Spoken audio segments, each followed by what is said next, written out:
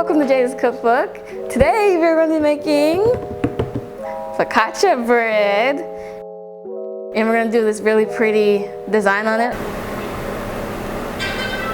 All right, let's get cooking. You ever wonder why there are so many cooking shows? Because they're so entertaining. And great segue. I always thought so myself, but when I was in culinary school, I was like, they need to make a show out of this, because the amount of drama that happened in that school is crazy. Like, it's crazy that none of it was filmed, because that would have been some good content. Water and sugar. Okay, so we're gonna take the water. That sound. The yeast. 1 teaspoon. Okay. I'm gonna measure that out, because maybe just a little bit more. So what we are doing here, we are blooming our active yeast, our instant yeast. If you have the packet yeast, I don't think you have to worry about that, but because mine is instant, it has to be woken up because it's sleeping right now, and it feeds off of sugar. So what we're gonna do is put it in some warm water, put some sugar in here, 2 tablespoons. Okay, and we're not gonna stir it. We're not gonna interrupt it. What I do normally, I warm the oven up, then turn it off and leave it open a little bit and put it in somewhere warm, but I didn't do that. So we're gonna put it in the microwave. Okay, so we're gonna put garlic, olive oil, and salt. 2 teaspoons. This is a tablespoon, but I guesstimate. It's going to be okay, because why? No one is going to die. Man, you really gonna push that? Yeah. All right, what was I saying? Oh yes, it's the beginning of the school year. One of the little stories that I have.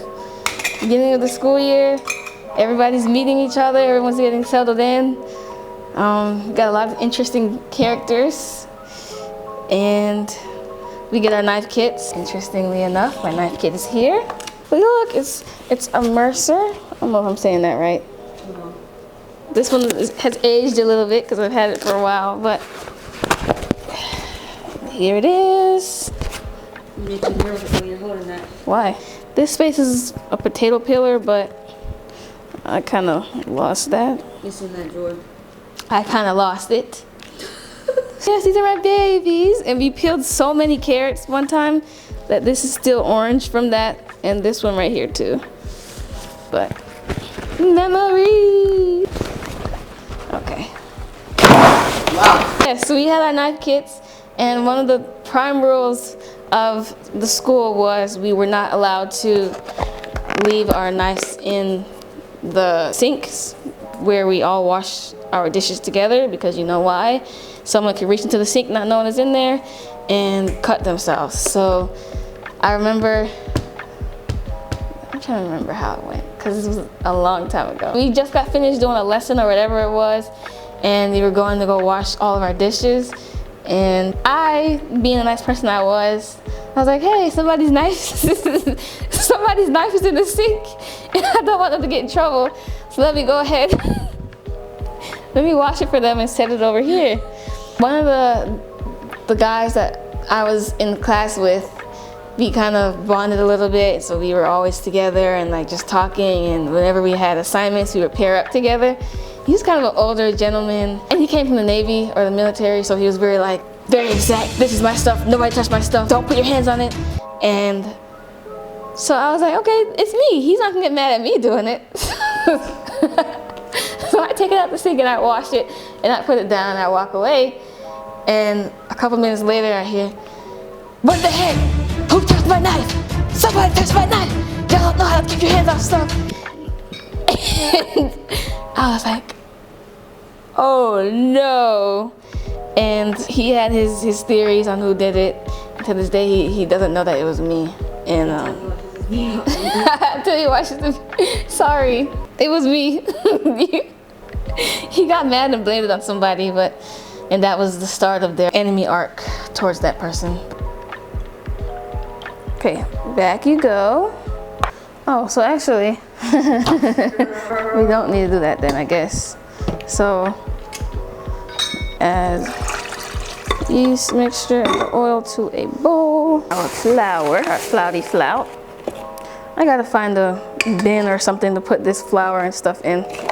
That would be very convenient. Ooh.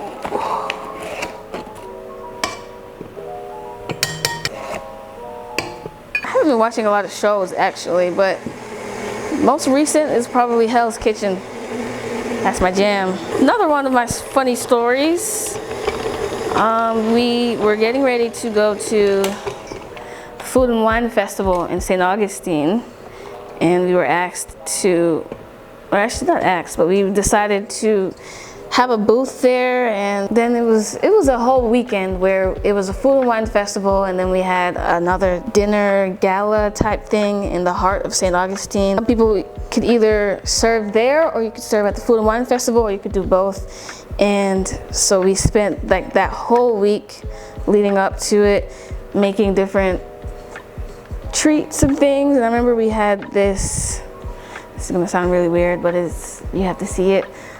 We had this watermelon that we cut up. We made kind of like fondant pearl balls. We smoked the watermelon, not really, but we put it in this little vacuum sealed bag, and we put mint or something in it, and then when we sealed the bag, it kind of infused with the watermelon. I think I'm explaining that wrong, but anyway, so then we kind of made this like sushi looking thing, but it was watermelon and then the pearl balls, and it was really good. Like, it was watermelon mint. This one girl, her whole thing was making pastries and everything like that. She made these cannolis that looked really, really, really good, and she put her heart and soul into it. I remember she made so many different batches. She finally got the batch she liked. She loved it, and she put it in the walk-in. And the next day we came in, it was a Saturday, kind of changed the schedule. We never really come to school on Saturdays, obviously, but we came and we had to clean out the kitchen and organize the walk-in and everything like that. Our instructor tells us to go in the walk-in and throw stuff away. I don't think he told us specifically what to throw away. It was kind of inferred. And so we got all the trash bins out.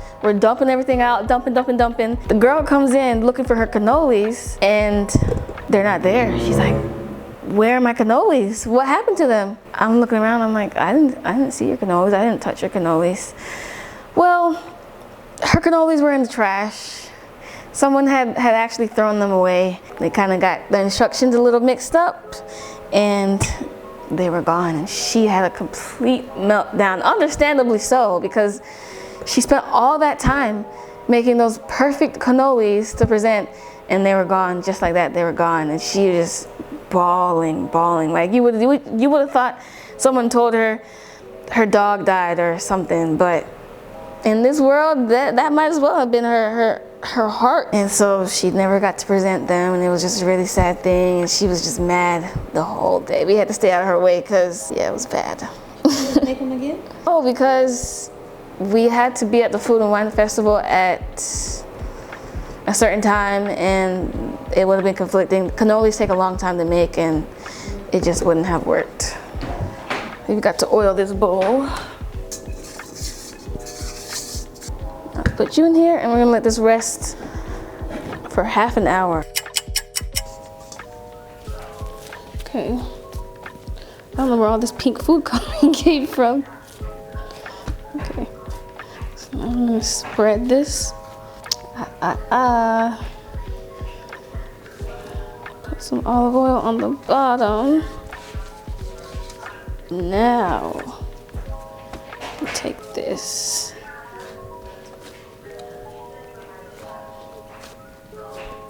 This may be too big. Okay, this is a little bit better.